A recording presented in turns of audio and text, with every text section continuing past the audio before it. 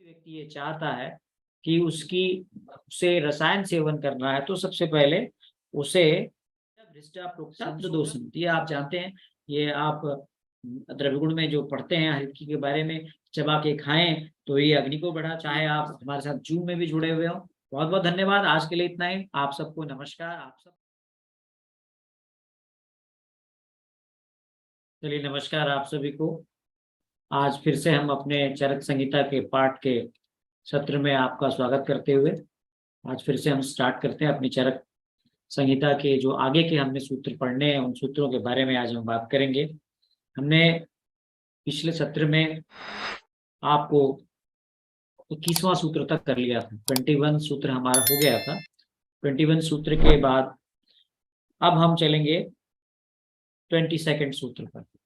22वां सूत्र, तस्या संशोधनम शुद्धे सुखी जात बलम पुनः रसायनम प्रयुंजी तत् प्रवक्ष्यामि शोधनम।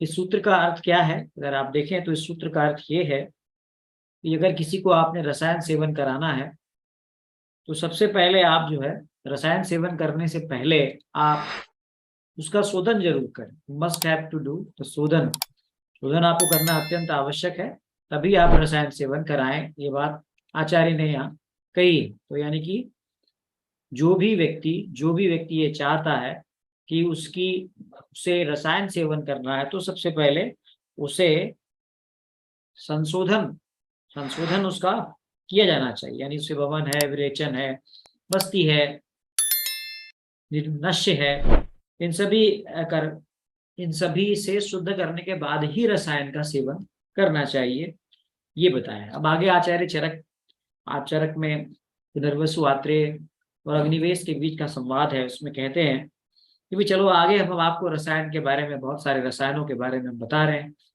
तो आइए चलते हैं हम उन रसायनों के बारे में बात करते हैं। तो 25वां जो सूत्र है वो सबसे पहले, हरितिकी नाम चूर्णानि सैंधव आम्लके गुणम वचा विडंग रजनी पिप्पली भेषु भेषुजम विवेद उष्णाम गुणाम जंतु स्नेह स्वेदोपपादितः तेन शुद्ध शरीराय कृत संसर्जनाय च त्रिरात्रम यावकम दत्यात् पंचाहम वापि सर्पिसा सप्ताहम वा पुराणस्य यावक शुद्धेस्तु वर्चस शुद्धम कोष्टम तु तं ज्ञात्वा रसायनम उपाचरे वयः प्रकृति सात्मज्ञो यौगिकम यस्य भवेत्। अब यहाँ पे आगे कहते हैं कि देखिए, आपको हमने रसायन के बारे में बताया, रसायन की परिभाषा बताई, रसायन की विधियों को बारे में बताया, तो आप जानिए आप रसायन क्या है। तो अब रसायन की बात करते हैं, ऐसा आचार्य कहते हैं, ऐसा कहते हैं कि अब हम रसायन की बात करते हैं। तो ये कहते हैं हरितकी नाम चूर्णानि सैंधव आम्लके गुणम। आप अगर चरक संहिता है तो आप सामने से खोल के रख सकते हैं तो ज्यादा अच्छा रहेगा आपको। कहते हैं हरितकी नाम चूर्णानि सैंधव आम्लके गुणम। तो हरितकी का चूर्ण, सैंधा नमक, आंवला और गुड़, ठीक है। आगे कहते हैं वचाम विडंग रजनी पिप्पली विश्ववेश। आगे कहते हैं क्या? वचा वाय विडंग, यहाँ पर रजनी का हरिद्रा से है, पिप्पली पीपल से है, विश्व भेषजम शॉर्ट से है। कहते हैं इन सबको विवेद उष्णाम्बुना जंतु स्नेह स्वेदोपपादितः है। कहते हैं कि आप इन सबको सम मात्रा में ले लें, इन सब का चूर्ण बना लें और चूर्ण बनाने के बाद आप रोगी में स्नेहन स्वेदन करने के बाद उष्ण जल से दें। आप सेवन की मात्रा अलग अलग हो सकती है। यहाँ पे जो है मात्रा के बारे में आप अगर देखें तो यहाँ पे बहुत स्पष्ट तो नहीं किया है, लेकिन कहते हैं कि उसको दें, किसको दें? तो तेन शुद्ध शरीराय कृत संसर्जनाय, उसे दें जिसका शोधन हुआ हो और आपने शोधन करने के बाद संसर्जन की प्रक्रिया पूर्ण कर ली, उसे दें। कहते कब तक दें भाई? तो त्रिरात्रम यावकम दद्यात् पंचाहम वा अपि सर्पिसा सप्ताहम वा पुराणस्य यावक शुद्धस्तु वर्चसा। कहते हैं कि ये जो है पूरी तरह से जब व्यक्ति शोधन और संसर्जन क्रम को फॉलो करके अब बिल्कुल अब लेने के लायक हो गया हो, यानी उसका जो उसके जो कपड़े का है जो मैल है वो उतर गया हो, फिर कहते हैं कि इसको 3 दिन, 3 दिन तक आप दें। अगर आप मान लीजिए आपने रोगी का शोधन किया और हीन शुद्धि आई, आप जानते हैं पंचकर्म, हीन शुद्धि आई तो 3 दिन तक इस रसायन का सेवन कराएं। यदि आपने शोधन किया और मध्यम शुद्धि आई तो कहते हैं कि आप 5 दिन तक इसका सेवन कराएं। और यदि आपने शोधन किया और उत्तम शुद्धि आई है तो कहते हैं 7 दिन तक इस रसायन का सेवन कराएं, ये कहते हैं। और 7 दिन तक इसका सेवन कराएं, ये बात यहाँ पे बताइए। शुद्ध कोष्ठे तुतम ज्ञात्वा रसायनम उपाचरे वह प्रकृति सात्मज्ञो यौगिकम यश यद भवे। कहते हैं कि निश्चित रूप से अगर आपको लगता है, यहाँ पे साफ कहा शुद्ध कोष्ठ, कोष्ठ शुद्धि बहुत जरूरी है। शुद्ध कोष्ठम तुतम ज्ञात्वा, आप इसकी जानकारी जरूर ले लें इस रसायन को सेवन कराने से पहले कि उसकी जो कोष्ठ है वो शुद्ध हुई है या नहीं हुई है। यानी कि आचार्य ने कोष्ठ की शुद्धता पर कितना ध्यान दिया। इसलिए हम जब भी, चाहे हम आप क्या कहते हैं स्वस्थ से ऊर्जस्कर भाव के हिसाब से रसायन का सेवन कराएं, या फिर आप रोगी की चिकित्सा के लिए आप औषधि का सेवन कराएं, दोनों की ही स्थिति में आप यदि शोधन कराएं या शमन कराएं, कोष्ठ शुद्धि बहुत जरूरी है। तो यहाँ पे साफ साफ कहा है कि शुद्ध कोष्ठे तम ज्ञात्वा रसायन उपाचर, यदि आप रसायन का भी सेवन करा रहे हैं तो कोष्ठ का शोधन होना अत्यंत आवश्यक है। इतना ही नहीं, आगे कहते हैं वह प्रकृति सात्मज्ञो यौगिकम यत यद भवेत। इसके अलावा ये भी देखें आप, ऐसा नहीं है कि आप जो है सबको वही डोज दें। आप जो रसायन जिस प्रकृति जो उसकी सात्मता है जिसके लिए वो उपयोगी हो, उसी का उसको उसके योग्य समझकर प्रयोग कराएं। बहुत इंपॉर्टेंट है। तो ये सूत्र नंबर 25, 26, 27, 28 मैं फिर से पढ़ के आपको सुनाता हूँ। हरितिकी नाम चूर्णानी सैंधव आम्ल के गुण। कहते हैं कि हरितिकी का चूर्ण सैंधा नमक, आंवला और गुड़ के साथ साथ में वचाम विडंग रजनी पिप्पली विश्व भेषजम, साथ में वचा विडंग रजनी, रजनी का हरिद्रा है, और पिप्पली विश्व भेषजम, पिप्पली और विश्व भेषज यानी सौंठ, इन सब को आप उष्ण अम्बु के साथ, विवेद उष्ण अम्बु नाम, उष्ण अम्बु के साथ आप स्नेह स्वेदोपादित, जिसका स्नेहन स्वेदन करने के बाद तेज शुद्ध शरीर से, उसका शरीर का शोधन हुआ हो, और कृत संसर्जनाय, और आपने संसर्जन क्रम को प्रॉपरली फॉलो किया हो, उसको कब तक दें तो शुद्धि के अनुसार। अगर हीन शुद्धि है तो त्रिरात्रम, 3 रात्रि तक। अगर मध्यम शुद्धि है तो पंचाहम, 5 दिन तक आप दें। और यदि उसकी जो है वो उत्तम शुद्धि है तो सप्ताहम कहते हैं वा पुराणस्य यावक शुद्धेस्तु वर्षसः, यानी उसकी मल की शुद्धि को देखते हुए उसको आप, उत्तम शुद्धि है तो 7 दिन तक, मध्यम शुद्धि है तो आप 5 दिन तक, और हीन शुद्धि है तो आप 3 दिन तक जो है वो इस प्रकार से रसायन का सेवन कराएं। ये बात यहाँ पे आचार्य ने मेंशन की है। और इंपॉर्टेंट ये है कि इतना ही नहीं, आगे कहते हैं शुद्ध कोष्ठे तुतम ज्ञात्वा रसायनम उपाचरे, रसायन का सेवन कराने के लिए ये मैंडेटरी है, कोष्ठ की शुद्धि होनी आवश्यक है। साथ साथ वह प्रकृति सात्मज्ञाम यौगिकम यस्य यद भवेत, यानी कि उसकी वय, उसकी प्रकृति, उसके साथ में ये सब देखते हुए जो उसके लिए रिक्वायर्ड या रसायन हो उसी रसायन का सेवन कराए, यहाँ पे कहते हैं। यही बात आचार्य वाग्भट ने भी इसी को जो है सेम टू सेम यही सूत्र रिपीट किया है। उन्होंने कहा हरितिकी आम्लकम सैंधम नागरम वचाम हरिद्राम पिप्पली वेल्लम गुड़म चोष्णो अम्बुनाम पिवेत। तो यहाँ भी वही आचार्य वाग्भट ने भी जो है यही बात इसी सूत्र के संदर्भ में उन्होंने भी यही बात बताई है। यानी कि आप हीन शुद्धि, मध्यम शुद्धि और उत्तम शुद्धि के हिसाब से आप जो है वो रसायन का सेवन 3, 5 और 7 दिन तक कराएं।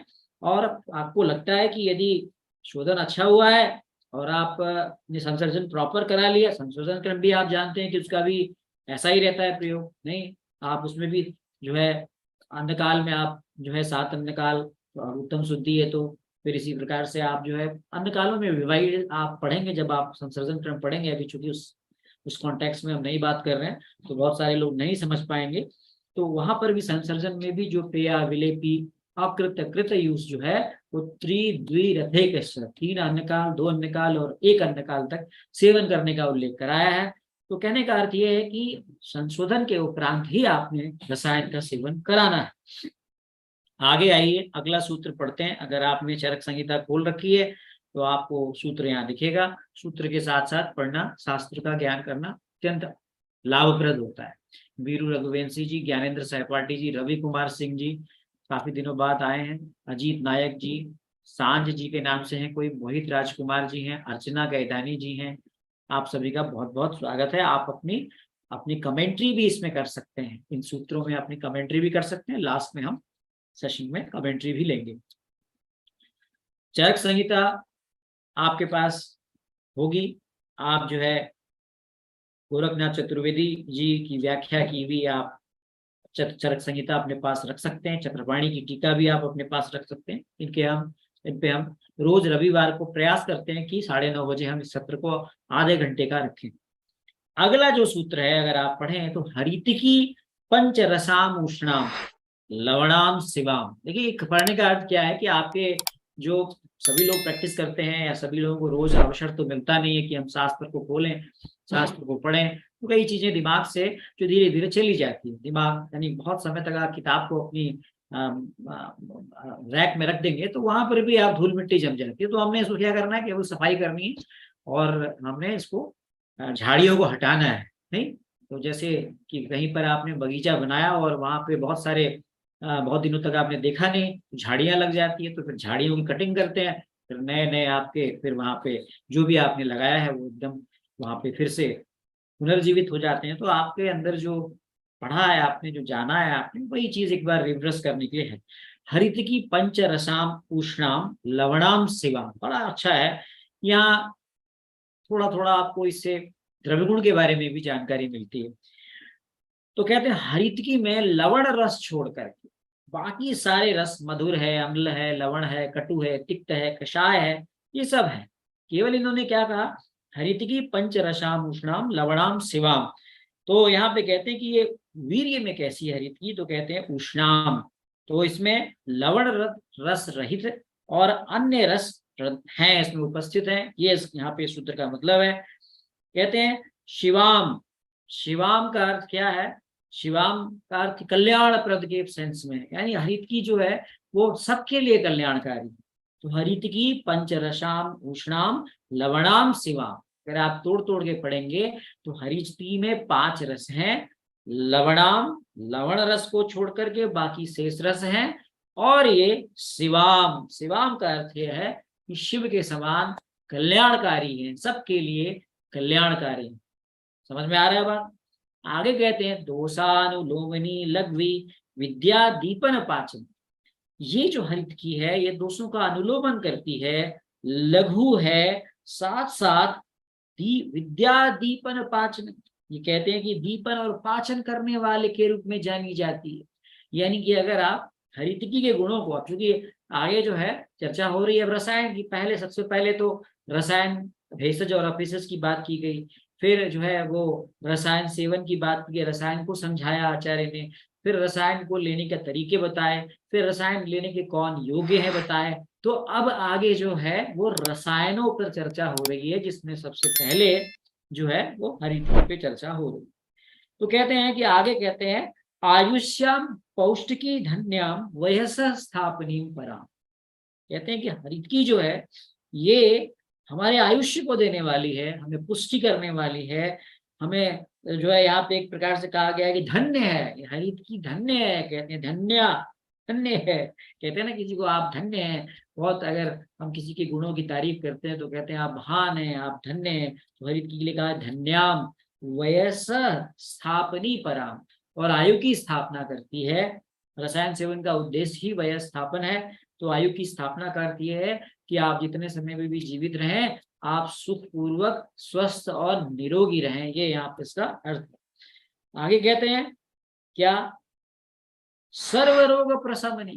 कहीं कहीं पर आचार्यों ने जो है वो इस चीज की तारीफ करने के लिए जो है हमारे यहाँ उपमा और अलंकार देने की बात थी।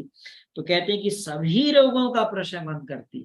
यहाँ पर कहा गया कि ये आप उसको इस कॉन्टेक्स्ट में समझिए कि ये अधिक मतलब इसका जो ब्रॉड स्पेक्ट्रम यूज हम कर सकते हैं, ये इसका उद्देश्य है। आप ये समझ सकते हैं बुद्धि इंद्रिय बलम प्रदान, और साथ साथ में हमारी जो बुद्धि है, हमारी जो इंद्रिय है, उन सबको बल देने वाली है। इसके बारे में कहते हैं, आगे कहते हैं हृदय रोग शिरो रोगम अतिसारम अरोचकम। हृदय रोग, शिरो रोग, अतिसार, अरुचि, इन सब में काम करती है। कास प्रमेह माना हम लिहाना मुदरम नवम। कास में, साथ साथ कहते हैं प्रमेह में, आनाह में, प्लीहानाम उदरम नवम। प्लीहानाम उदरम नवम का अर्थ यहाँ पे कि प्लीहा रोग में, साथ साथ जो है नवम उदरम यानी नवीन उदर रोग जो है, जो अभी अभी हुआ हो, उनमें भी ये काम करती है। यहाँ पे बड़ा अच्छा इंपॉर्टेंट ये बात कही है कि नूतन जो उदर रोग है उसमें भी काम करती है। यानी कहने का मतलब है कि जो बहुत पुराना हो, जीर्ण उदर रोग हो, उसमें ये एक प्रकार से एक चीज कही गई तो दूसरा चीज अपने आप कॉन्टेक्स्ट क्लियर हो जाता है कि वहां नहीं, नव जो उदर रोग है उनमें बहुत बेहतरीन काम करती है। कफ प्रसेकम वैश्वर्यम वैवर्ण्यम कामला कृमिम। अगर आप चरक संहिता खोल के रखेंगे, कहीं कुछ समझ में नहीं आ रहा हो तो आप पूछ सकते हैं, चर्चा भी कर सकते हैं। कफ प्रसेकम, कफ प्रसेकम का अर्थ ये है कि ये जो है ये क्या करती है, इसका अर्थ ये कि ये कफ का स्राव कराती है, मुख से कफ का स्राव कराती है। मतलब वैश्वर्यम वैवर्ण्यम कामलाम कृमिन, और वैश्वर्य यानी कि स्वर में कोई प्रॉब्लम हो, है ना, वैश्वर्यता, साथ साथ स्वर भेद जिसे हम कहते हैं।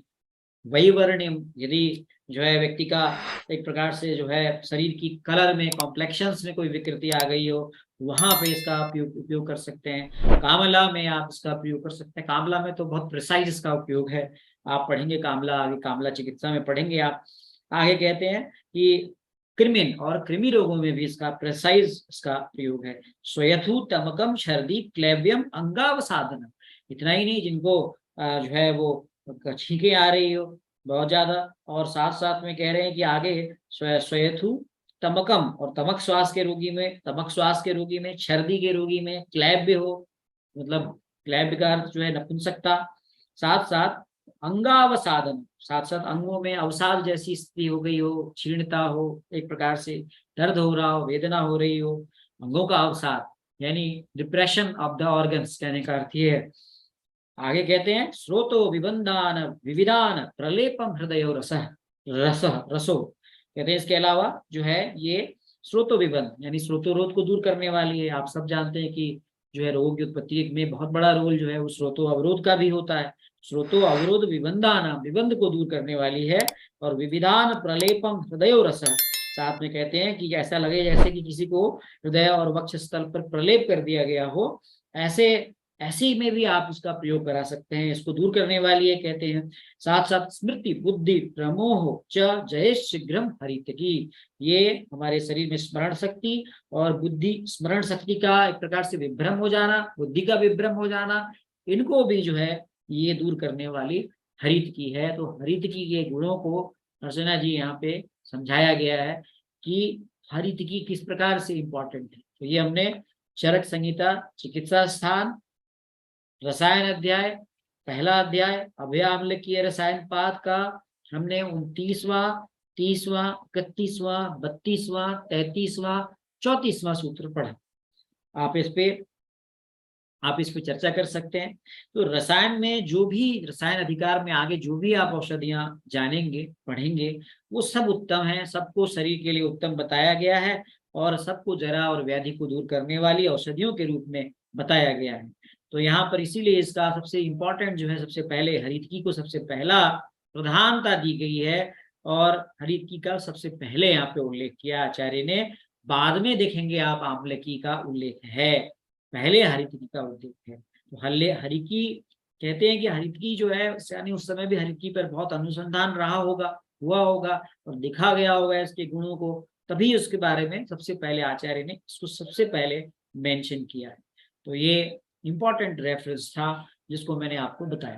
अभी हमारे पास समय है, तो अभी हमें और एक सूत्र करते हैं, क्योंकि चरक संहिता बहुत बड़ा है। अगर हम इसको करेंगे तो साल, 2 साल, 3 साल लगेगा हमें अभी, क्योंकि हम रविवार को ही एक दिन इसका सत्र रखते हैं, लेकिन फिर भी प्रयास करते हैं।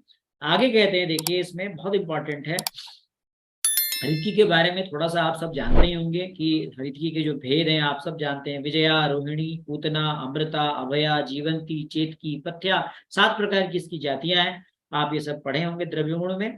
तो कहते हैं चर्विता वर्धितग्नि, पिशिता मलसूदनी, ये चरक का रेफरेंस नहीं है। स्विन्ना संग्रहणी पथ्या भ्रष्टा प्रोक्ता त्रिदोषम, ये आप जानते हैं। ये आप द्रव्य गुण में जो पढ़ते हैं हरितकी के बारे में, चबा के खाएं तो ये अग्नि को बढ़ाती है, पीस कर खाएं तो मल का शोधन करती है, उबाल कर खाएं तो ग्रहणी रोग में लाभकारी है, और भून कर खाएं तो त्रिदोषनुत है। ये रेफरेंसेस मिलते हैं आपको, लेकिन ये आचार्य चरक के रेफरेंस में नहीं आते हैं, लेकिन हमें यहाँ पर हरितकी कॉन्टेक्स्ट में इसको समझना चाहिए। तो ये हमने 34वां रेफरेंस हमने चरक का किया है। यहाँ पर हम केवल चरक संहिता चिकित्सा स्थान की ही चर्चा करेंगे, लेकिन इसके जो इम्पोर्टेंट इसके साथ में जुड़े हुए रेफरेंसेस हैं उनके बारे में भी बात करेंगे, ताकि आपको वो सभी चीजें आपके दिमाग में आ जाए। आगे कहते हैं, जो हमारा 35वां सूत्र है वो कहता है आजीर्णनो रुक्ष भुजा स्त्री मध्य विश्व कर्षिता सेवर अन्ना भयामेते क्षुत तृष्णो अर्धिताश्चर्ये। कहते किसको नहीं कराए हरितकी का सेवन। हरिण क्या, देखिए हमारे यहाँ क्या कहते हैं, हमारे यहाँ कहते हैं कि आयुर्वेद की दवाई जो है वो सेफ होती है, किसी को भी आप इसका सेवन करा सकते हैं। नहीं, दवाइयाँ की सेफ्टी, दवाइयाँ की सेफ्टी पर बहुत इंपॉर्टेंट चर्चा की गई है। कहाँ नहीं देना है इस पर भी बात की गई है। तो कहते हैं कि अजीर्णो रुक्ष भुजः स्त्री मध्य विष कर्षितः, जो अजीर्ण हो, यानी जिसका सबसे पहला आपने रेफरेंस देखा होगा कि रसायन सेवन से पहले कोष्ठ शुद्धि की बात की गई है। रसायन सेवन से पहले जो है वो अग्नि को के बल को ध्यान देने की बात की गई है। रसायन सेवन से पहले शोधन की बात की गई है। रसायन सेवन से पहले शुद्धि के अनुसार संसर्जन टर्म की बात की गई है। कब रसायन सेवन की बात की गई। लेकिन अगर आपने ये सब चीजें ध्यान में ना रखते हुए भले ही हरित की ही क्यों ना समास आपने दे दिया हो, जिसके बारे में कहते हैं कदाचित कुप्यते माता नोदरस्था हरित की, कभी माता नाराज हो सकती है लेकिन हरित की नाराज नहीं हो सकती। लेकिन आप यहाँ चरक का ये रेफरेंस देखें तो कहते हैं अजीर्णनो रुक्ष भुजा स्त्री मध्य विष कर्षिता, इनको आपने हरितकी का सेवन नहीं कराना है।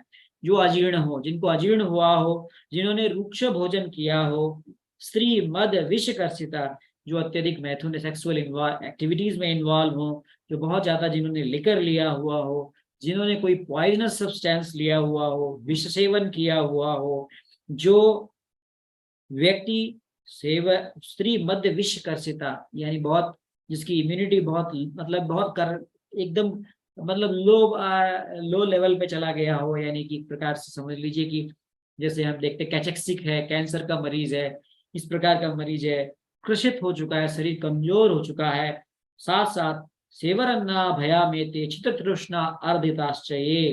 कहते हैं कि जो व्यक्ति भूख प्यास और गर्मी आदि से पीड़ित है, उन्हें आप चित तृष्णा चित तृष्णो उष्णार्धिताश्चये, उष्णता गर्मी से यहाँ पर इसका संदर्भ है, जिसने बहुत गर्मी जिसको यानी कि आप हीट स्ट्रोक आदि हुआ हो इस प्रकार से, तो उसको हरितकी का सेवन नहीं कराना चाहिए, यहाँ पे कहा है। तो ये एक रेफरेंस है। इसी का इसको आप यूं समझ सकते हैं कि ये एक प्रकार से बताया गया कि यद्यपि इसकी तारीफ बहुत की गई, सबके लिए कल्याणकारी ये कहा गया है, चरक ने कहा है कि शिवाम शिव यानी शिव के तुल्य है, फिर भी इसको जो है वो इन रोगियों में सेवन कराने से हमें बचना चाहिए। तो ये आपको मैंने आज हरितकी का रसायन के संदर्भ में हमने सूत्र का पर चर्चा की। चरक संहिता चिकित्सा स्थान अध्याय 1 के सूत्र हमने यहाँ पे रिवाइज किए, पढ़े। आपका कोई प्रश्न हो तो आप हैंड रेज कर सकते हैं, कुछ आपको एडिशन करना हो तो आप बता सकते हैं। आपसे अनुरोध करता हूँ, बेसिकली हमारी रविवार को ये सत्र होगा ही होगा, 9:30 बजे होगा, और आप चरक संहिता जरूर खोल के रखें। अपने भी आप इनपुट्स हमको दे सकते हैं इसमें, नहीं तो जिससे हमें और आपको समझने में भी, आचार्य की बातों को समझने में और ज्यादा हमें आसानी हो जाए। तो कुछ आपको और जोड़ना हो तो आप हैंड रेज कर दीजिए, आप जोड़ सकते हैं। अभी हमारे पास 4 मिनट और शेष हैं, तो हम आगे भी बढ़ते हैं। आगे यहाँ अगला जो सूत्र है वो भी कर लेते हैं, ठीक है। तो अगला सूत्र हम करते हैं। अगला सूत्र भी जो है हमारा अगला सूत्र इसके बाद 36वां सूत्र है, कहते हैं तान गुणास्तानि कर्माणि विद्याद आम्ल की स्वपी यान युक्तानि हरितिक्या वीर्यस्तु विपर्ययम्। कहते हैं कि हरितकी में जो गुण और कर्म हैं, आगे इसका जो रेफरेंस नंबर 36वां रेफरेंस है, वो कहते हैं कि हरितकी के जो आपने गुण सुने वो सभी आंवले में भी गुण हैं, किंतु कहते हैं क्या, कहते हैं कि तान गुणस्तानि कर्माणि विद्याद आम्ल की स्वपी यान युक्तानि हरितक्या वीर्यस्तु विपर्ययः।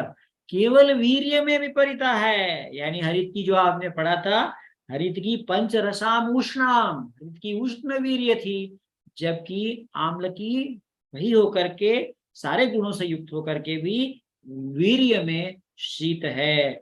यहाँ पर ये इंपॉर्टेंट रेफरेंस दिया है, तो ये हमने आपको 36वां रेफरेंस दिया। आशा है कि आपको हमारे सत्र, आज का सत्र जो है, जिसमें हमने हरितकी के बारे में बात की, हमने जो है रसायन सेवन के बाद रसायन सेवन के तरीकों में हमने वेलनेस में कुटी प्रावेशिक और हमने जो है वातात्रिक विधियों पर चर्चा की थी, और आज हमने जो है हरितकी के बारे में, हरितकी के गुणों के बारे में जाना। तो हम एक बार सारा सूत्र एक बार पढ़ते हैं।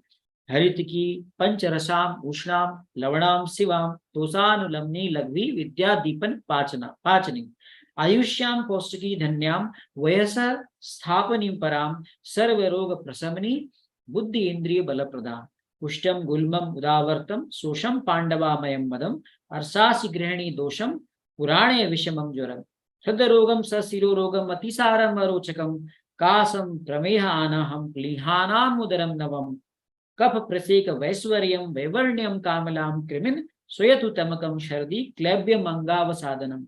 आगे कहते हैं कि स्रोतो विबंधान विविधान प्रलेपम हृदय रसा स्मृति बुद्धि प्रमोहम च जयत शीघ्रे हरित की। ये नंबर था 34वां सूत्र था। 35वां सूत्र क्या है, तो हरितकी का कहाँ आप सेवन नहीं कराना चाहिए। अजीर्णनो वृक्ष भुजा स्त्री मध्य विषकर्षिता सेवेरन्ना भयामेते चित्र तृष्णा अर्दिताश्चये। और अभी जो हमने पढ़ा लास्ट सूत्र 37वां, जो आपने देखा कि हरितकी तान गुणास्तानि कर्माणि विद्याद आम्लकी स्वपी, वही गुण जो हरितकी के बताए गए हैं वो सारे गुण आम्लकी में भी हैं। यान युक्तान हरितकी वीर्यस्य तु विपर्यय, केवल वीर्य में विपरीतता है, यानी जो हरितकी है वो उष्ण वीर्य है और आम्लकी जो है वो आपने देखा वो कैसी है, वो आपने देखा शीत वीर्य। तो आज के लिए इतना ही, बहुत बहुत धन्यवाद। 10 बज गए हैं, हमारा सत्र यहीं समाप्त करते हैं। 9:30 से 10 बजे आधे घंटे अपने शास्त्र के लिए जरूर समय निकालें। इससे ये फायदा होता है कि आप जो है आपका आपका आपका ज्ञान तो बढ़ता ही बढ़ता है और आपकी प्रैक्टिस भी और ज्यादा इम्प्रोवाइज होती है।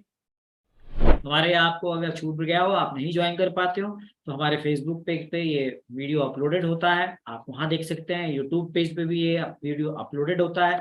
आप हमारे यूट्यूब चैनल को सब्सक्राइब कर लें, आपको नए इस वीडियो का नोटिफिकेशन भी मिल जाएगा। साथ साथ में आप अपनी प्रतिक्रियाएं भी दे सकते हैं, चाहे फेसबुक पे देख रहे हो, चाहे यूट्यूब पे देख रहे हो, चाहे आप हमारे साथ जूम में भी जुड़े हुए हो। बहुत बहुत धन्यवाद। आज के लिए इतना ही। आप सबको नमस्कार। आप सब